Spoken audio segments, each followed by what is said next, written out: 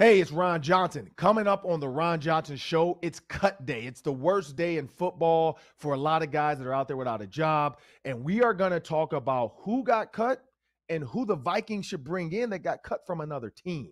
We also have Mike Grimm coming up on the Daily 3 and the Hanging with Ron Johnson segment. On the field, in the broadcast booth, Ron Johnson is Minnesota sports. One-of-a-kind opinions, big-name guests, the teams you care about every day. It's the Ron Johnson Show, part of Locked On Sports Minnesota, and it starts now.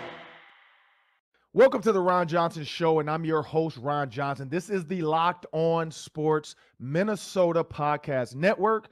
I'm Ron Johnson. We're going to bring Sam Ekstrom, my producer. As we jump into today's show, we got some hot topics to talk about. First off, QB3, not going to be Kellen Mond. We could have figured that out the minute they signed and traded for Nick Mullins. We knew that QB2 wasn't an option, but we thought maybe QB3 could be an option. Why? He's young, doesn't cost a lot of money to keep him around. But you know what? The Vikings are in a place where they feel like if this guy is not our guy, there's no purpose of holding him if he can possibly go somewhere else. So I do respect the move because in their mind, they probably feel like, you know what? Maybe he can go somewhere else and actually get a shot and be somebody else's backup and work in a system that works for that team. You know, you look at the Titans, you look at some of these other teams that have mobile quarterbacks. Maybe he fits better in their offense than he does here. The Eagles with Jalen Hurts could be his backup, but it's not going to be with Minnesota. Another interesting one, though, Tyler Johnson. The Buccaneers released Tyler Johnson, 36 catches last year, had a good rookie season, won a Super Bowl. But whatever's going on in Tampa Bay, Tyler Johnson just wasn't in the plans. Minnesota, I think they're 12th or 15th in the waiver wire line, goes from worst to first. Can he make it all the way to them? Possibly. So when you're looking at receiver 5, BC Johnson goes down. You got Amir Smith-Marset. He's he's 4. You got Jalen Naylor, and you got rid of Albert Wilson, and you still have Tristan Jackson. But if you don't feel like Tristan Jackson or Jalen Naylor is a true 5, and you're like, we really do need 5 receivers when we think about what the Rams did and what Kevin O'Connell's trying to do, Tyler Johnson can give you 35 catches. He can give you 3 to 4 touchdowns. He's a blocking receiver. He can play the X. He can play the Z. He can play in the slot. He's a veteran as well. So, he can pick up the offense. And he's a local kid from here. Playing for the Vikings was probably a dream when he's at North Minneapolis High School. So I don't see why not. But jumping back into this Kellen Mond conversation, I feel like, not to say a weight's been lifted off our shoulders, but I feel like we finally can put that to rest. Like there were so many Mondiacs out there that really just thought we got to give Kellen Mond a chance. I was one of them. I was like, give this guy a package. Give him like a running type of RPO package and see if he can do it. But the RPO was not in this offense. It was in Stefanski's. It was in the guy before that. Can't remember his name. Came from the Eagles. DeFilippo. But it never really came to fruition. We never really did the true RPO. Like we never really saw it. So if you're not going to do it, maybe Kellen Mond's not your guy because he was coming from a Texas A&M type of RPO style offense, and he was really good at that. So that's why I say maybe the Eagles. Maybe the Eagles has a home for him because they still do it with Jalen Hurts. And, why not have a backup that can do it just as well? It's tough when you see guys get cut like that. But, again, they have to get cut down by 3 p.m. today. So it's going to be a lot of movement on the waiver wire. Somebody on Twitter actually, because I just tweeted that about Tyler Johnson, somebody gave me this a good idea. Why not just trade the Bucs a 7th-round pick instead of waiting for waivers? Because the waivers aren't official until you turn them in. Like, we're just seeing the whole, like, Adam Schefter and the team make comment, but it's not completely done until they actually turn it in and fax it in, which is so old school. But they fax it in, but just like letters of intent. I didn't realize players have to still fax their letter of intent into the school for it to be an official, like, okay, you're on our team now.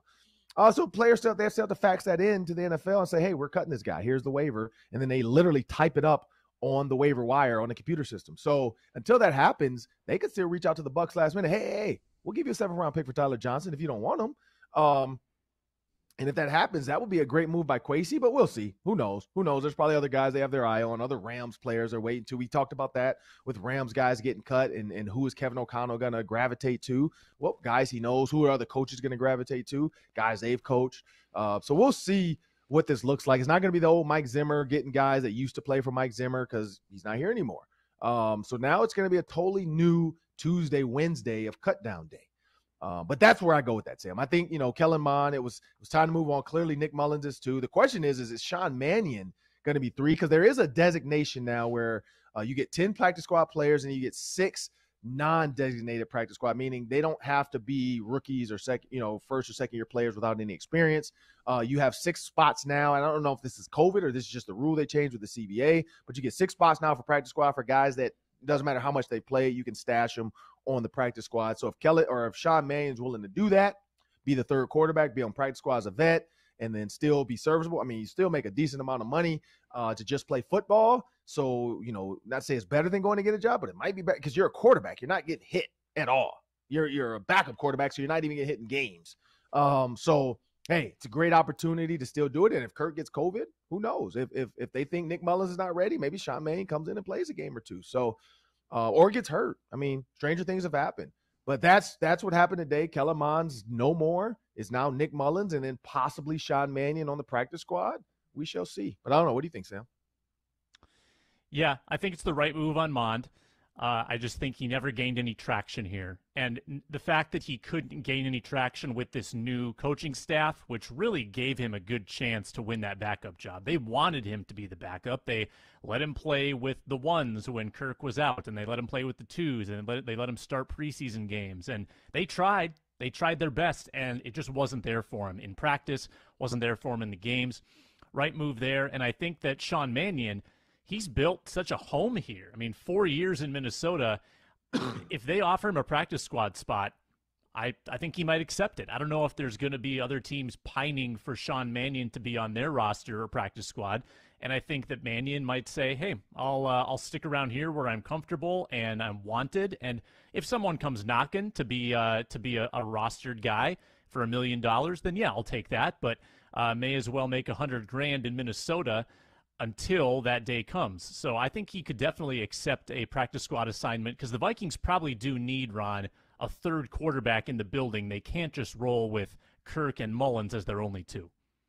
Yeah, true. And we know Kevin O'Connell loves throwing, the little pregame pat and go fade route. So you'll see Coach out there as well throwing some balls. But yeah, no, they do need a QB3 when you think about how practices go. Usually it's a rookie because you just can get him on the practice squad and he's literally just out there throwing. You got Chris Streveler who's getting released. The Jets alerted him he's going to get released. So Streveler could be a 3rd guy to come in and be a 3rd practice squad type guy because he's actually been really good in the NFL, really good in Canada, and won a bunch of games for the Jets this preseason. So that's a guy to keep your eye on as well, that if the Vikings don't get him, he's going to end up somewhere on somebody's either 3rd QB or practice squad, maybe somebody's backup, but probably not. But, that's another name out there that has some Gopher ties to it, Minnesota ties. So it'll be interesting to see. But, yeah, this Tyler Johnson, I just tweeted it, and it's already blowing up. So it's funny how many people agree because everybody – I'm seeing Bucs people, tweeting that that's a surprising cut. So that's the nature of the beast in the NFL, though. You just never know. But there it is. Kellen Mond is no more in Minnesota. And coming up on the Ron Johnson Show, we're going to have voice of Gopher football Mike Grimm. Yes, the McGreedy funeral Mike Grimm, the win up high for it Mike Grimm. But before we do that, we have a word from our sponsors.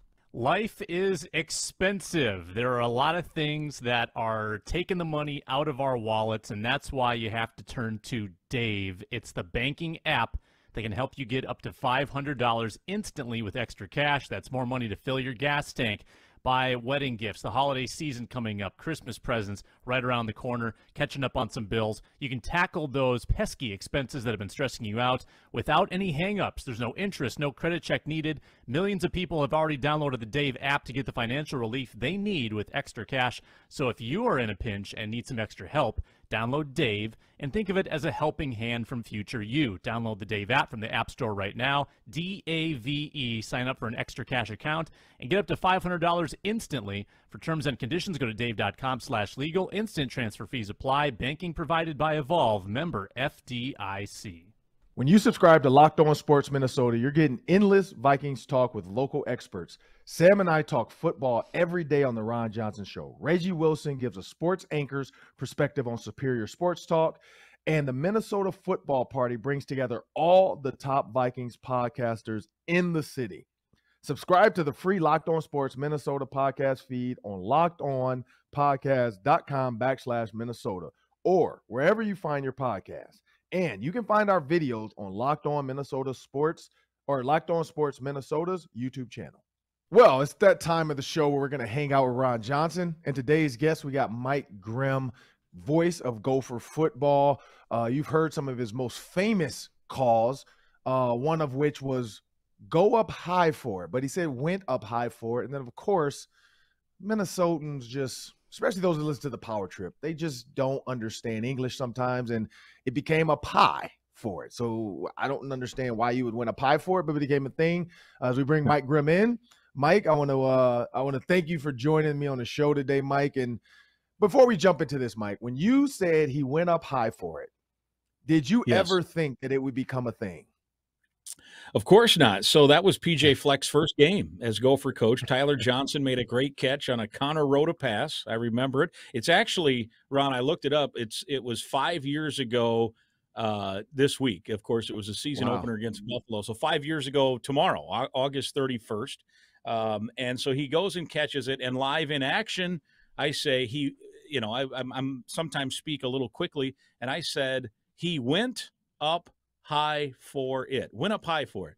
And then they played that highlight on the Power Trip the next day, and Corey Cove thought I said win a pie for it, meaning like Tyler Johnson's going to win a pie. A pie. And so that has become a meme. I joke a lot now that I'm probably the only college announcer in the country who is probably his best known call is something he never said.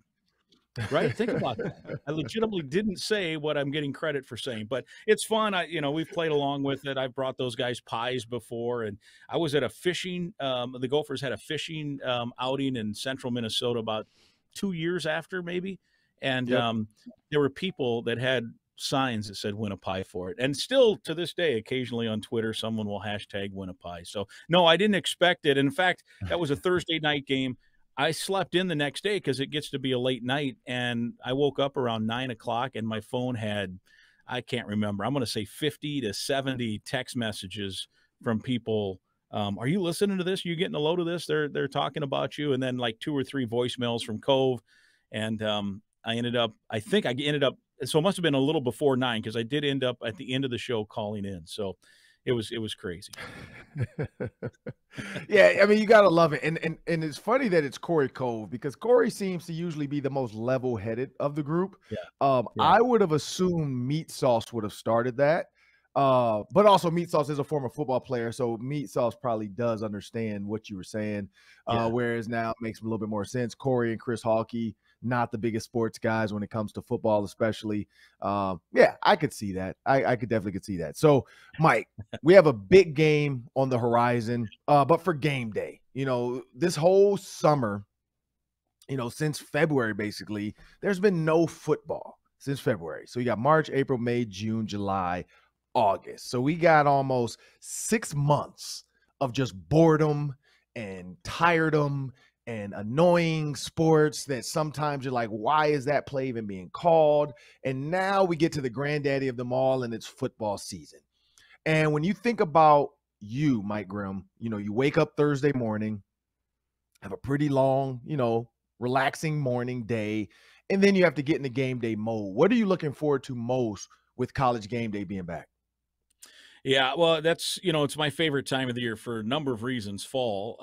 And this Thursday, it'll be a long day, but that's why we do it. I'm actually going to be out with PA promoting the broadcast on his show out at the State Fair on Thursday morning. I think I'll be on at 9, so hang out with him for a little while, and then probably head over to campus and continue to do some prep work. I as they say in my home state of Iowa, by Thursday at that point, if I don't have all the hay in the barn, then I haven't done my job right. So I usually on game day feel pretty relaxed. I don't get nervous anymore, but man, do I get excited, and I'm going to be totally stoked and ready to go when the ball gets kicked in the air on Thursday night. Yeah, you're right. It's been a long wait, and I thought the way the season ended last year, winning the Axe at home for the first time in forever, and then really dominating that bowl game against West Virginia, and then you add a few pieces recruiting class wise, and I'm eager to see how good this team can be, because I do think it's a pretty good group of players, and they got some depth, and we can talk more on that specific. But yeah, I'm excited for the season. Doesn't guarantee anything that you have a good team, and sometimes good teams don't always win. But I think they've got a good team. Yeah, I mean, because I was blessed by my wife with the opportunity to go to the bowl game in Arizona. It was my Christmas gift, so we flew down. It was a surprise, so we flew down. She had already set it up with the Gophers to have tickets and stuff, and so we got to see Heather Fleck a little bit in the suite, and hung out with Coyle and some of the presidents and the regents. So it was a cool experience just to be down there. Some other former Gophers went. So I'm kind of like spoiled now. Like I hadn't been to a bowl game. I told Pete, because PJ and I talked on the field after, and I'm like, I hadn't been to a bowl game since I played. Like literally, I had not been touched a stadium in 20 some odd years. And so it was actually fun to be down there in Arizona, get a chance to hang out. So now I'm kind of spoiled. Now I'm like, because at first, honestly, I never really cared, for the simple fact of I wanted people to go to the best bowl game possible. But I didn't think about the travel. Now I'm like, man, let's get to Orlando. Like it's time to, because I want to go down there now, and hopefully it works out. And that's the thing too; it has to work out my Viking schedule, because the Gophers game was perfect because it was in the middle of the week, and then I still was able to make it back to do the Vikings game. So I need, and I'm being a little bit selfish, maybe, and spoiled and pretentious, but I need a bowl game that happens during the week, so it doesn't interfere with the Vikings game coming up on that Sunday or Saturday, depending on if it's a December game, because I know there's some flex games. Can't be on Christmas, because I think the Vikings play on Christmas this year. So I have a lot of wish lists for bowl games. But now it's week 1, and I'm already excited about getting the 6 wins. Trick question for you, Mike, or hot seat question for you. When you look at the Gophers' current schedule, you got Colorado, Western Illinois, and you got New Mexico State with Jerry Kill. That's 3 wins in my opinion. Then you got Michigan State, you got Illinois, you got Purdue in there. How many games? Like, do you think it's going to be 6 to 7 or 8 games before the Gophers are bowl eligible to get to that 6 wins? Boy, that is a good question. That's an interesting way to phrase it too. And the way the schedule unfolds, you're right. I mean, Colorado is no bargain, and anytime you're playing a Power 5 team, you can't guarantee that. But they did not look very good last year. Colorado, the Gophers beat them 30-0 out in Boulder, and that game, that could have been 45-0, at the end of the day. So you hope that Minnesota has improved and can continue to win that game. So you win that, you're 3-0, and then you got the Big Ten season starts, and all of those games are going to be a challenge. So I would hope if you want to end up where you want to end up, and that's Indianapolis. In terms of at the end of the regular season, and then who knows after that. If you get to Indianapolis, you got you're talking about checking the schedule. I don't, Ron, I don't care if the Vikings play on New Year's Day. If the Gophers end up going to the Rose Bowl, you're skipping Vikings. You have to skip Vikings for that game. To hell with the Vikings if the Gophers make the Rose Bowl for that day. But anyway, I mean, we're talking a big game now. But if that's where you end up, you're probably going to have to get to bowl eligibility in 6 or 7 weeks, right? Right. Because November presents such a challenge. If you can get to bowl eligibility in 6 or 7 weeks, build in a little wiggle room, but you're not going to have much, because to win the division, you're probably going to have to get through at 7-2. 6-3 maybe, but 7-2 or better is probably going to be it. So if it takes you 8 weeks to get to 6 wins or 9 weeks, you're probably not going to accomplish what you want to accomplish, which doesn't mean it's a terrible year or a failure. Like they could go 8-4 and not win the West. And I think that that can be that could mean you're better than you were last year, even though the record might be the same, you know. But I would say you got to be 6 or 7 weeks to get to bowl eligibility, and then really you hit your stride. Hopefully that first weekend in November, going to Lincoln, and beat the Cornhuskers and see what the rest of the month takes you, because you finish with Iowa and Wisconsin, and at the end of the day, if your head's above water and you got those 2 games left on the schedule, likely you're controlling your own destiny if you get done what you needed to before that. Yeah, because that's what I was going to say. I look at Rutgers and Nebraska back-to-back. You got October 29th, November 5th. I think that's week 8, 9. Those for sure are going to put you bowl eligible, because we know Nebraska, even if they're winning, they're going to kick an onside kick and find a way to lose the game, so we'll be good there. Penn State, I think Penn State is a beatable team. I think Michigan State, honestly, is their toughest game in that grouping of 8 games. You got Michigan State, 15th in the nation. It'll be early in the season after they've played a couple hard ones. But if you can come out and really put your foot on Michigan State's throat early, run the ball, because Mo Ibrahim, he has to stay healthy. If they can run the ball, I think they can run the ball on anybody in the country. So if Mo Ibrahim can put his throat on their neck, that's a game you can win. All of a sudden now you're looking undefeated, and then you're looking like PA, and I don't see a loss anywhere else on this schedule until you get down to Iowa, Wisconsin. Yeah, got to find it. I can't find it. It's Iowa, Wisconsin at the end of the year, and then if they're undefeated up to that point, it's college game day will be in Minnesota for the Iowa-Minnesota game if they are undefeated by November 19th. It has to happen. There's no way. The Fashion Fest with Minnesota Masonic Children's Hospital is the November 18th night. I just got that email, so there'll be a little fashion show before the Iowa game. The Iowa, they usually give out tickets from PJ Fleck and Heather to a lucky bidder, because it is for charity. So whoever bids on it gets like a private suite tickets to come and sit in PJ's suite. So I know Heather and PJ always do that with Brack. So it's going to be an exciting time in November. We can't go, like PJ would say, 0-1. This is the championship New Mexico State season. When you talk about the handshake heard around the world, and this is how I've prefaced it. I had Brian Williams on, Max Williams' dad, yesterday, and Brian and I had to talk about Jerry Kill because he recruited Max. I put it as a man that had anger that didn't understand why. And Jerry Kill's comments, as he gets further down this rabbit hole and starts to say stuff like Minnesota was the best thing that ever happened to me. People don't understand how hurt I really was when I had to leave because of my health.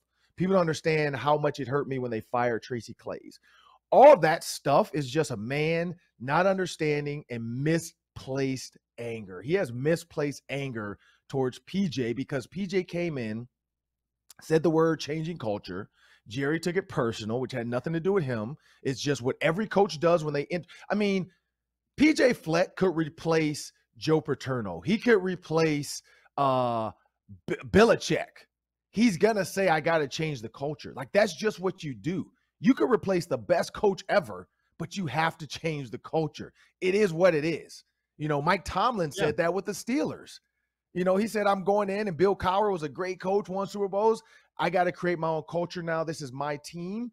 And he said, I'm going to start off by being blah, blah, blah, blah. Because I think he's a player's coach now, not as authoritative as Bill Cowher was and Chuck Noll, I heard the stories from my dad. So everybody changed the culture. But when you think about Jerry Kill and PJ Fleck, do you think that like 3 weeks down the road after this season, just tune and realize, you know what? I've been mad for no reason. I've been taking personal shots at a guy that has nothing to do with me personally. Do you think that will happen, or do you think this will be one of those quick Pat Fitzgerald, handshake, smack on the back to Harbaugh, and then run off? It's a good question. I don't know the answer to that. I would say this. People have asked me about the situation, and I guess the term I use is I think it's a sad situation. This could have been a week that we all could have looked forward to welcome back Jerry, who did really great things for this program, right? I mean, he got this program back to some respectability. He got this program back to expectations being that, hey, you're going to go to bowl games. And he developed a lot of players that even now are playing in the NFL here through the Gopher program. He recruited some of the guys that were on that great 2019 team, including Tyler Johnson and Carter Coughlin and others who were, developed by mostly PJ Fleck staff, but they were recruited by that group. And so there's a lot of accomplishment there, but it has certainly been marred. And I agree with you. I think all coaches are this way a little bit, no matter on which side of the spectrum you fall, and it becomes a little bit almost like politics now where you just basically cheer for the mascot, right? If you're a Gopher fan, you're cheering for Goldie. If you're a Hawkeye fan, you're cheering for Herky. You know, if you're a Wisconsin fan, you're cheering for Bucky. And the truth sometimes doesn't matter, as we're seeing some on occasion in politics now, right? You just are going to cheer for the mascot. And so we all live in our own little world. You know, anyone who's hung out with me for any time, that's one of my life sayings is we all kind of live in our own little world. And occasionally, sometimes you need to take a look outside the world. And I think this is my own opinion. I haven't talked a lot about it. I think, as all coaches do, they live in their own little world. And I think Jerry, living in his own little world, couldn't look outside the world to see the situation. Because, as you said, first of all, now we know what we know about PJ Fleck and how he coaches. It's a unique way. He's talked about the fact it's not for everybody. And so now looking back, especially with the hindsight of 5 years going on 6 now, of course he's going to use the word culture with how he coaches, right? More than even other coaches. And as you mentioned, you've cited others who will use culture. So he's going to use that term. And then I think Jerry took offense to it. And I think from that point on, and PJ early on was made aware that Jerry didn't like the way he handled that opening press conference about changing culture. And if you notice from that point on, almost any time PJ Fleck talks about culture, he qualifies it. He says, hey, you know, this is our culture. Doesn't mean it's better than anyone's culture, just the way we do it, or the way I do it as a coach, using, you know, his words. So I think that it was looked upon, you know, unfavorably.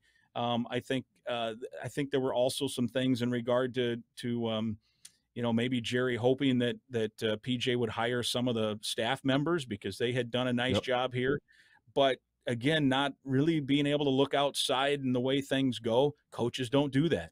I mean, Jerry didn't keep any of Tim Brewster's staff in terms of the coaches. He did keep a couple of staff members behind the scenes, a Dan O'Brien, you know, one of the great people in the world. And, you know, you'd be foolish not to keep a guy like that. But coaches don't do that. So I think there were a couple of things that he got offended by. And, you know, coaches are also stubborn. And sometimes they're good because they're stubborn. And sometimes it brings out some things that just aren't the best look optically. And I think that unfortunately is what the crux of this thing is.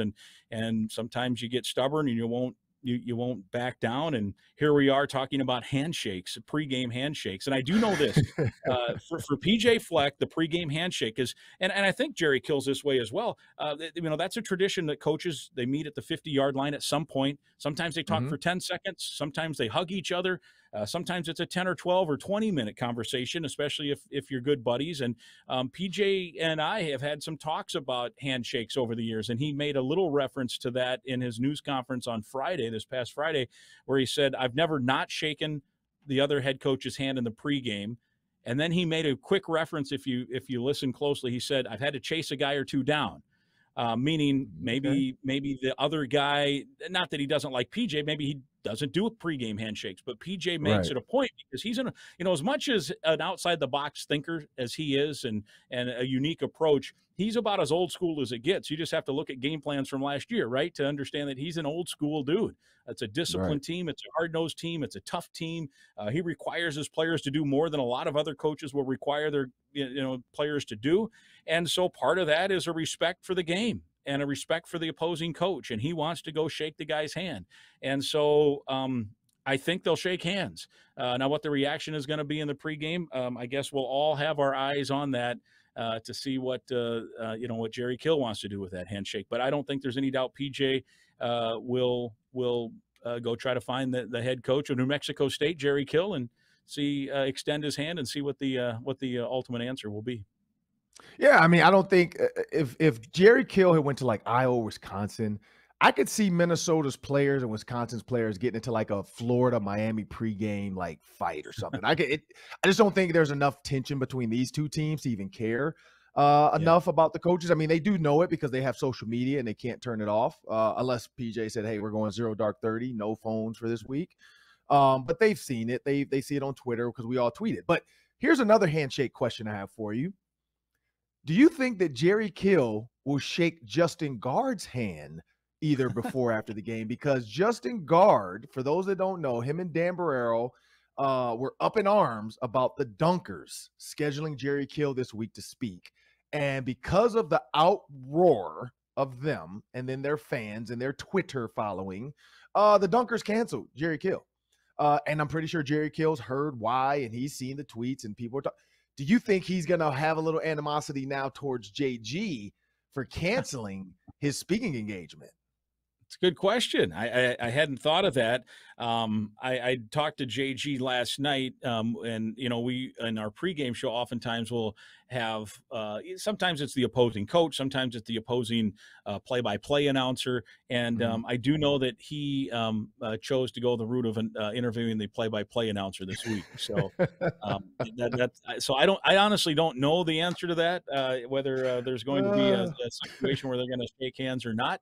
But we shall see.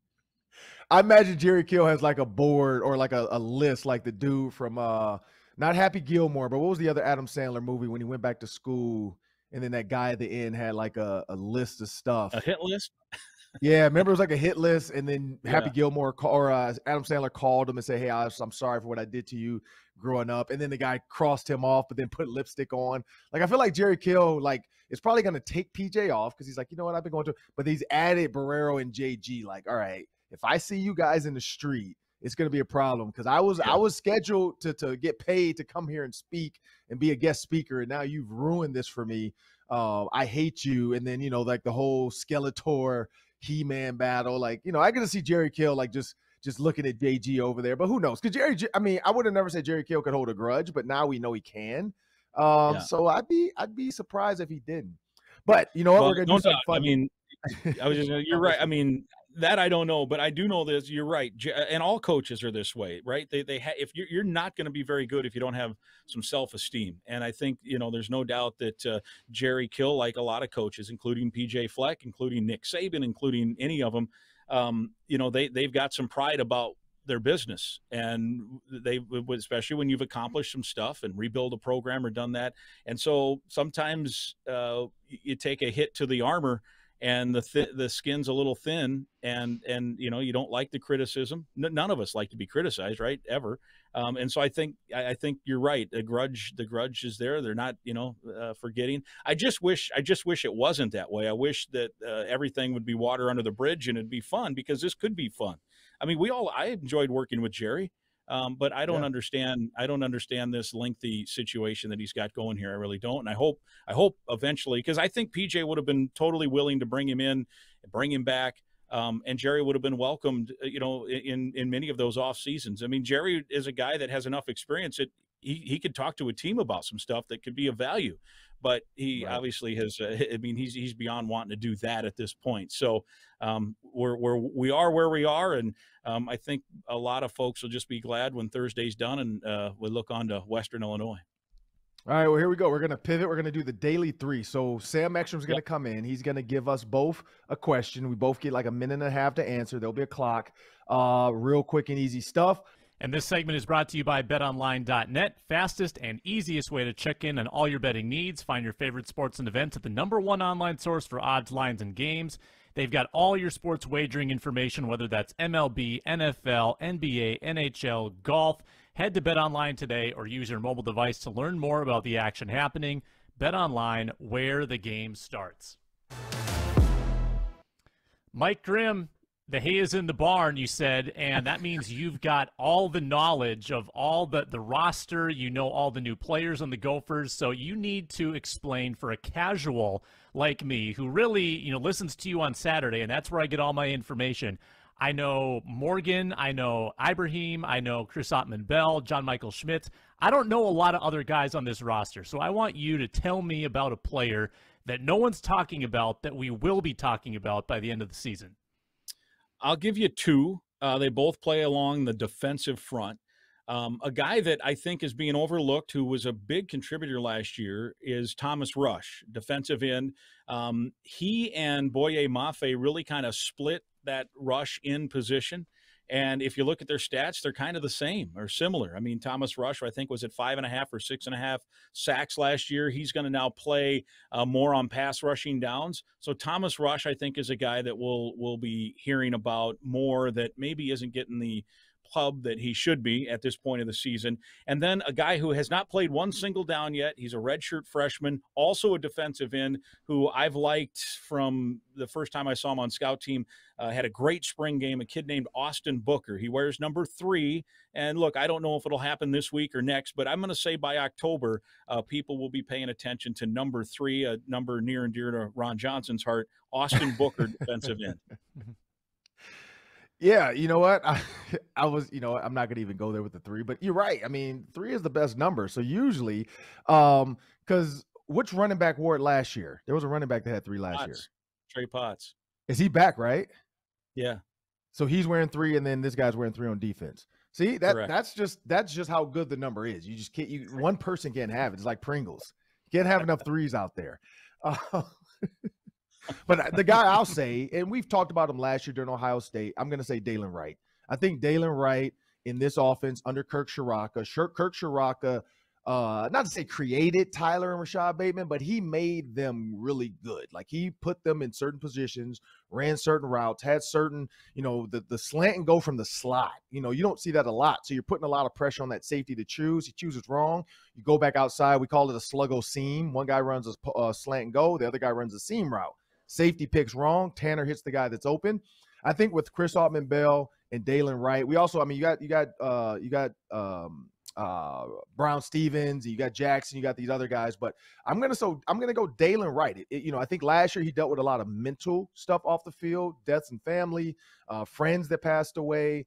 And the coaches just kept saying that, like, man, if he can mentally get it together, he physically has the gifts. I watch him this spring during the spring practice and game. I mean, this guy's making one-handed catches like it's nothing. And so if he can mentally stay dialed in, and we know off the field can't be stopped, but hopefully I pray to God, that everybody's family, not just his, stays safe this season. We know some crazy things going on in this world. If he can have a healthy, mentally stable season, this guy physically is gifted. Like he is going to be a receiver that people in not just Minnesota, but in the Big Ten can talk about, because Chris Autman-Bell needs another guy.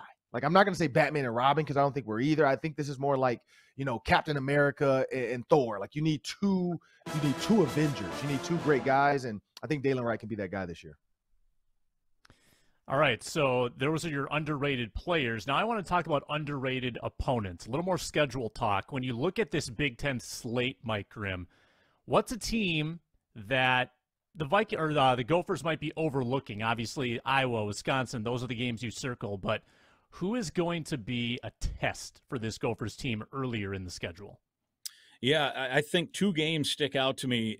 And let me preface this by saying, as we talked about with Ron earlier, if this team wants to get where it's got to get, they're probably going to need to pull off 2 or 3 upsets, because you're at Penn State, you're at Michigan State, you're at Wisconsin. They're going to be underdogs in all 3 of those already.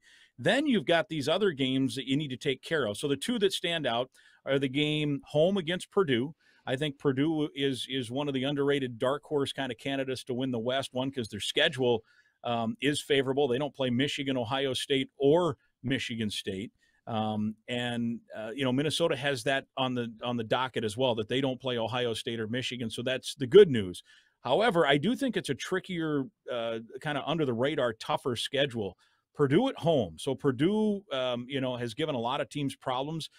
PJ Fleck has handled Purdue over the years. So, they're going to be fired up to come in here and try to win. I think they felt like they should have won that game last year in West Lafayette. And then Illinois, at Illinois, over the years, that has been, even when Illinois has been down, that's been a tough place for the Gophers. I remember one of the years, Jerry Kill's team that went to the Citrus Bowl, that really good team in that 2014 or 2015 now? No, 2014. They went in and stubbed their toe against a not very good Illinois team. And then, of course, we know what happened here at Huntington Bank Stadium last year, where Illinois gave up just 1 touchdown, and that was it. And that was late in the game against the Gophers. So, the Gophers should be fired up for that game. But I think those are 2 kind of, games that you better win those if you want to end up where you're going. And it's not going to be easy. Neither of those games will be a picnic. I'm going to go with the PJ Trap games, Nebraska and Northwestern. The reason being is Nebraska's not that good, but they hate Minnesota. We know that. And Scott Frost being so close, they've been wanting to create a rivalry with Minnesota. It started with, I think, the Kill era. There were some back and forth games with Brian Body Calhoun and some big plays. And then Minnesota since then has kind of dominated. You look at Northwestern, we saw what they did against Nebraska, so they're resilient. They're able to bounce back. But those two games can get overlooked because you have Iowa, Wisconsin coming up the next 2 weeks, and everybody's going to be talking about Iowa, Wisconsin even before those 2 weeks. So I think November 5th, November 12th, after that, you got Thanksgiving coming up, and then you got Wisconsin. So that week alone, those are going to be heavily talked about games. And that's why I think Nebraska and Northwestern are two teams you cannot overlook, because if you lose those games, throw the season away, but just get ready for the Motor City Bowl or something, because that's what's going to end up happening at that point. But yeah, don't overlook Nebraska. Last one for you guys, a fun one to end. Everyone's talking about Big Ten expansion, and there are no geographic limits anymore, Mike Grimm. So if you had your pick of the litter, if you could add one program to this conference from anywhere in the country, which program would you choose? And I'll even allow you to think of it in basketball terms, because you are the voice of men's basketball as well. Maybe it's a Duke that you'd want to add. What would be your pick? Well, it's a two-way street. If it were just purely for travel purposes, I'd take Miami University, right? Middle of January, got to go play the Hurricanes in basketball season. That's fine. But if it's for athletic purposes, I'm bringing Notre Dame in this thing, because Notre Dame getting added to the Big Ten makes it doesn't matter who Notre Dame plays, and people can hate Notre Dame, and that's part of why it doesn't matter who Notre Dame plays. It becomes a game with some cachet. I mean, Notre Dame coming to Huntington Bank Stadium would be a big deal here, but it'd be a big deal everywhere. That game would be a primetime game probably. Notre Dame going to Rutgers would even matter. Notre Dame's clearly going to USC, Ohio State, Michigan, some of those. Notre Dame and Indiana is an in-state game. So Notre Dame and anybody in football is a big deal, and that might be the only, program that we're talking about the Big Ten looking at that would be that big of a marquee game no matter what happens. And they're pretty good in basketball. I mean, that wouldn't be a great trip in February to go to South Bend, Indiana to watch Notre Dame and Minnesota. So if I could choose, I suppose I'd take Notre Dame football, and let's bring in Miami of Florida basketball. And, if they want to throw some football too, but Notre Dame's my answer, Sam. Yeah, I like Notre Dame. I do like Notre Dame even from the basketball standpoint. Notre Dame women's basketball is legit. True. Like they are really good. Notre Dame, when you think about their baseball program as well, so it's some tricky ones in there. I'm gonna say one that I thought about, UCF. They're in Orlando, so from a travel standpoint, even for football, the football program has been good. It is a team that would be better than Rutgers. But if I had to pick, I mean, I'm looking at the travel with that. I do like the Miami one. I'm going to say, you know what? And I'm going to say one that could happen too. One of the Carolinas. Like I could see like North Carolina or South Carolina feeling slighted because nobody's talking about them right now. And then you do get basketball out of one of them. You get football kind of out of both. And that's an area that can help Penn State. But from an easy standpoint of just making a call, I actually like Pitt. Like I think Pitt could be easy too because it gives you Penn State. And that's another one where I'm looking at geographically. Pitt, Penn State adds another rival. It doesn't make a far travel from Minnesota. I'm thinking more logical of like I'm Kevin Warren right now. I'm like, who can I really add? But if I had to just pick and say, yeah, let's go get somebody, I'd probably say Duke. I do like the Duke just because, and that is a Carolina area. So I could say Duke for the simple fact of basketball is great, and football, they're not going to make any noise. So it's just add another number to the program, but then making Big Ten basketball even better. So I could see Duke as well. Got to go with Hawaii for travel purposes. That's a good one. A long flight to go do football. Let me add too with Notre Dame, and this, Sam, as a hockey guy, that they're already in the Big Ten in hockey, so that those rivalries have already started. So you bring them into football, you and the rest, you're right there. So I'd keep an eye on Notre Dame in the next handful Yeah, I was of about to years. say, I didn't know about the hockey one. That's actually a good point. They might actually come because they are a free agent, quote unquote, if you think about their TV schedule. Kevin Warren signing the $7.5 billion TV contract. So I think for Notre Dame now, they're like, NBC, I don't know. You got to – and you know what's going to happen? I guarantee NBC and everybody else will all come to Kevin Warren and say, hey, can we all get some of these games because you have enough teams now that you can spread out across multiple networks. And that's going to be something that's never been done before. I think that's going to be the next Kevin Warren great move is going to be like, you know what? We don't need just one TV partner. You all want our games. How much are you willing to pay for these games? And then let's talk. I could see Kevin Warren might have NBC, Fox, Big Ten Network, and ESPN all clamoring for his games because if he has Notre Dame, there's probably some, and he's a lawyer, there's probably some legal loophole about adding them and then getting their TV rights into your conference. So I think Kevin Warren, like he's a smart guy. We all know that from his Vikings days. No doubt. So I could see that happening. But I want to thank Mike Grimm for joining me on the Ron Johnson Show. I want to thank Sam Ekstrom, Matt DeBritz back there working the keys. I want to thank everybody that continues to download, listen, and subscribe. Please continue to subscribe, like, share, comment in the comments. Let us know, what do you think? Is PJ Fleck going to shake hands with Jerry Kill? Is Jerry Kill going to snub JG? Is JG going to get asked during the game by Mike Grimm, what does he think about the dunkers? And does Jerry Kill look like he's snarling at him? What do you think about the Gophers schedule? How soon can they become bowl eligible when you look at their first 8 games? And also, please like, share, and again, comment. Give us a 5-star rating if you enjoy it. Tell your friends about it. Have a great day.